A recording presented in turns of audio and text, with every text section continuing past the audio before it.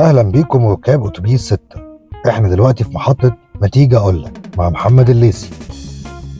ما تيجي أقولك في المحطة دي شوية حاجات عدت قدام عيني، شوية تجارب قابلتها في حياتي، يعني هنعتبرها مثلا تبادل خبرات بيننا وبين بعض. ذاكر يا هاني انت ذاكر يا بيه. رجعنا لكم بعد الفاصل ومعاكم محمد الليثي في برنامج ما تيجي أقولك.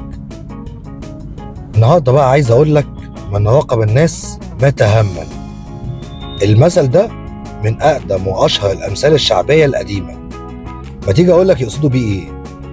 أسوأ حاجة بتعملها الناس في حياة الناس التانية إنها بتبص على بعض، بتراقب بعض، بيدخلوا في اللي ملهمش فيه، عينيها في اللي في إيد غيرها. عارفين بقى نتيجة اللي الناس بتعمله ده إيه؟ فشل وحسد وحقد وغل، وبيبوظوا علاقات الناس ببعضيها. المودة بتموت والألفة بتهد، الحياة بتتدمر. كمان بتحس إن الشخص اللي بيعمل كده بيحس بالهم والعجز، علشان دايما ما عندوش قناعة ورضا، علشان عينيه دايما على إيد اللي في غيره. الشخص ده ممكن يبقى مليان عيوب كتيرة جدا، العيوب دي اللي بتدفعه إن يفضل يراقب الناس ويهجم على الناس ويقعد يدخل في حياة الناس، بلا بلا بلا بلا.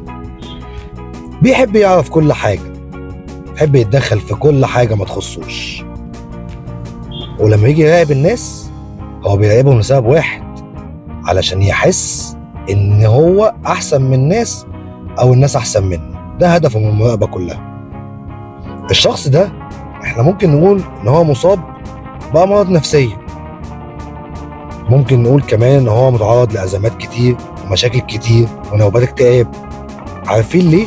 علشان دايما حاطط نفسه في مقارنة مع اللي حواليه، دايما هيبقى متضايق وحزين وعايز يوصل للي في ايد غيره، فما بيعرفش يوصل لأي نتيجة. من هنا بيحس ان هو ملوش لازمة ولا ليه قيمة، وناسي المميزات والقدرات بتاعته. الناس دي بقى بتضيع عمرها في مراقبة الناس التانية، وعمرها ما بتستمتع بالنعم اللي في ايديها. بعد اللي سمعناه ده بقى، انا من رأيي المتواضع ان كل واحد يعيش في حياته ويركز في مستقبله وافعاله. كل واحد يصلح عيوبه الاول قبل ما ينتقد في الناس اللي حواليه. خلونا نمشي بمبدأ ضع الخلق للخالق. خلونا نركز في الحاجات اللي في ايدينا ونحمد ربنا على النعم اللي عندنا. ولما تشوف حاجة مع حد نفسك فيها، قول في سرك بسم الله ما شاء الله، ربنا يبارك لصاحبها، وادعي ربنا يزيدك ويزيد اللي حواليك.